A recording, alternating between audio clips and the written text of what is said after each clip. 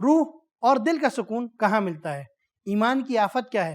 کیا فقط ایمان کا اختیار کرنا ہی کافی ہے؟ آئے جانتے ہیں آج کے ایپیسوڈ میں۔ اعوذ باللہ من الشیطان الرجیم، بسم اللہ الرحمن الرحیم۔ ناظرین السلام علیکم، تفسیر نور کے اس پروگرام میں آپ کو خوش آمدید کہتے ہیں۔ ناظرین ہم سورہ انعام کی تفسیر کو سن رہے تھے، اب تک ہم نے 80 آیتوں کی مکمل تفسیر کو سن لیا ہے۔ آج ہم آیت نمبر 81 سے 84 تک کی تفسیر کو سنیں گے۔ آئیں آیت نمبر 81 کی تلاوت اور ترجمے کو سنتے ہیں۔ كتاب أنزلناه إليك مبارك ليدبروا آياته وليتذكر أولو الألباب بسم الله الرحمن الرحيم وكيف أخاف ما أشركتم ولا تخافون أنكم أشركتم بالله ما لم ينزل به عليكم سلطانا فأي الفريقين أحق بالأمن إن كنتم تعلمون۔ میں تمہارے بتوں سے کس طرح ڈروں جبکہ تم اس بات سے نہیں ڈرتے کہ تم نے خدا کا ایسا شریک قرار دیا ہے کہ جس کے بارے میں اس نے تم پر کوئی واضح دلیل نہیں اتاری۔ سچ بتاؤ، ان دونوں گروہوں بت پرستوں اور خدا پرستوں میں سے کون سا گروہ قیامت کے دن سزا سے امن میں رہنے کے زیادہ لائق ہے اگر تم جانتے ہو۔ ناظرین یہ تو تھی آیت نمبر 81 کی تلاوت اور ترجمہ۔ اب دیکھتے ہیں کہ اس کے اندر نکات کون کون سے پائے جاتے ہیں۔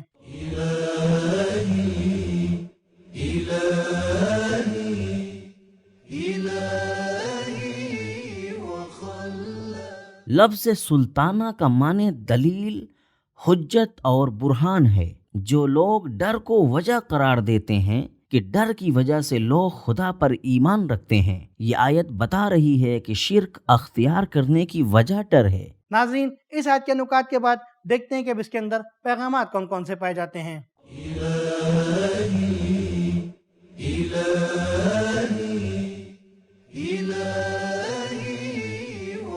بے بنیاد اور خالی قسم کی دھمکیوں سے نہیں ڈرنا چاہیے۔ نمبر 2، روح کا سکون صرف توحید کے سائے میں حاصل ہو سکتا ہے۔ نمبر 3، دینی عقائد دلیل و برہان کی بنیاد پر ہونے چاہیے۔ نمبر 4، بحث اور مناظرے میں لوگوں کے تعصب کو نہیں ابھارنا چاہیے۔ یہ نہیں فرمایا کہ ہم امان میں ہیں اور تم خطرے میں ہو۔ نمبر 5، صحیح علم خدا تک پہنچنے کا ایک ذریعہ ہے، اگر اسے صحیح استعمال کریں تو درست نتائج تک پہنچ سکتے ہیں۔ ناظرین یہاں پر ہماری آیت نمبر 81 کی تفسیر مکمل ہو گئی ہے۔ اب ہم آیت نمبر 82 اور 83 کی تفسیر کو سننے کے لیے اس کی تلاوت اور ترجمے کو سنتے ہیں۔ الذين آمنوا ولم يلبسوا إيمانهم بظلم أولئك لهم الأمن وهم مهتدون وتلك حجتنا آتيناها إبراهيم على قومه نرفع درجات من نشاء إن ربك حكيم عليم۔ وہ لوگ جو ایمان لائے ہیں اور انہوں نے اپنے ایمان کو شرک کے ساتھ مخلوط نہیں، ان کا انجام عذاب سے امن ہے اور وہ ہدایت یافتہ ہیں۔ یہ ہمارے دلائل تھے جو ہم نے ابراہیم علیہ السلام کو اس کی قوم کے مقابلے میں دیے تھے۔ ہم جس شخص کے درجات کو چاہتے ہیں اور اس کو لائق دیکھتے ہیں اوپر لے جاتے ہیں۔ تیرا پروردگار حکیم اور دانا ہے، اپنے علم و حکمت کی بنیاد پر انسان کے مقام کو بلند فرماتا ہے۔ ناظرین دیکھتے ہیں کہ پروردگار عالم نے ان دو آیتوں میں بندگان کے لیے کون کون سے نکات رکھے ہیں۔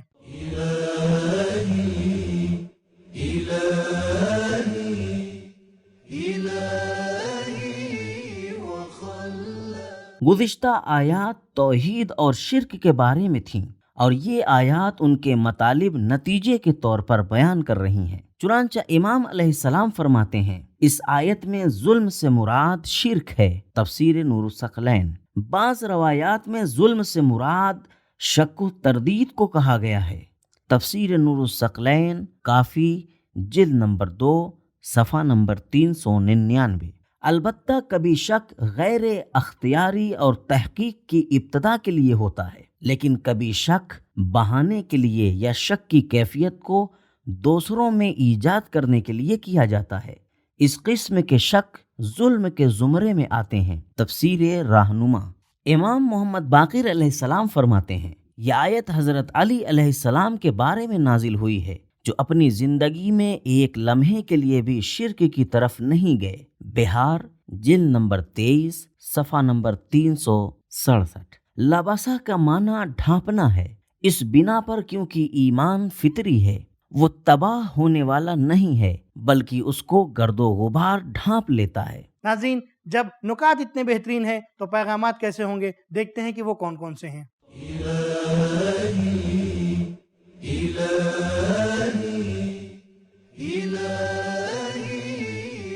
نمبر 1، ایمان کی آفت، ظلم و شرک اختیار کرنا اور غیر الہی راہبروں کے پیچھے جانا ہے۔ نمبر 2، ایمان اختیار کر لینا ہی کافی نہیں ہے بلکہ ایمان پر باقی رہنا اور آگے بڑھتے رہنا بھی ضروری ہے۔ نمبر 3، حقیقی امن اور ہدایت ایمان کے سائے میں اور شرک سے دوری میں ہے۔ نمبر 4، جب تک ایمان خالص نہ ہو دل بے چین ہی رہتا ہے۔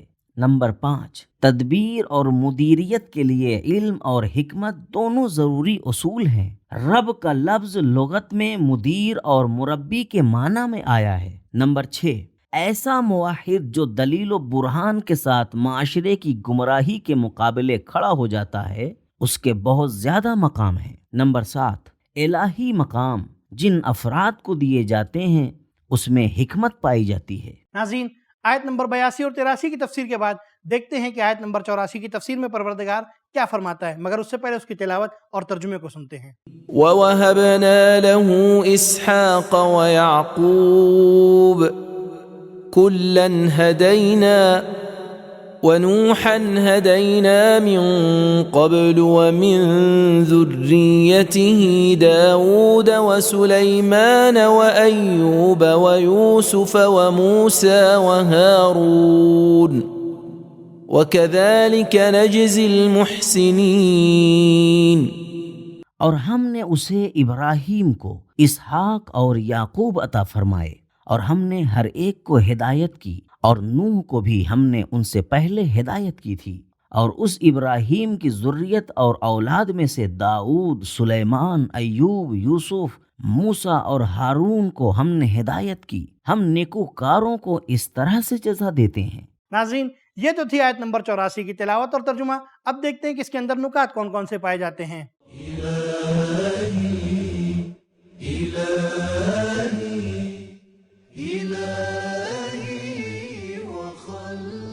اس آیت میں اور 2 آیت بعد کل 17 پیغمبروں کے نام ذکر ہوئے ہیں۔ ذریت ہی کی ضمیر میں 2 احتمال ہیں۔ ایک یہ کہ ضمیر حضرت ابراہیم علیہ السلام کی طرف پلٹے گی کیونکہ پہلے والی آیات انہی کے بارے میں ہیں اور ان میں سے اکثر افراد انہی کی اولاد میں سے ہیں۔ روایت میں بھی یہی ہے۔ دوسرا احتمال یہ ہے کہ حضرت نوح علیہ السلام پر پلٹے گی کیونکہ یہ ضمیر ان کے نام سے بہت قریب ہے اور ان کی نسل سے انبیاء کا نام بھی ذکر ہے، جیسے حضرت لوط علیہ السلام کا نام ہے۔ آیت نمبر 84 کے نکات کے بعد دیکھتے ہیں کہ اس کے اندر پیغامات کون کون سے پائے جاتے ہیں۔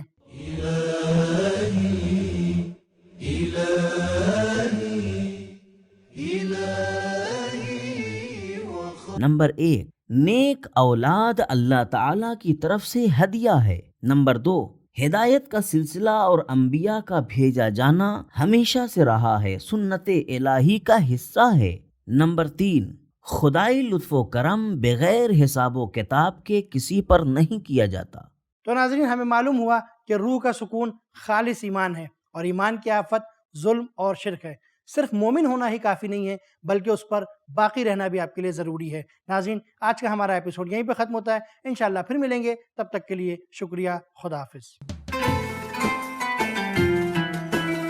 سبیل قرآن، قرآنی سماج کی پہچان۔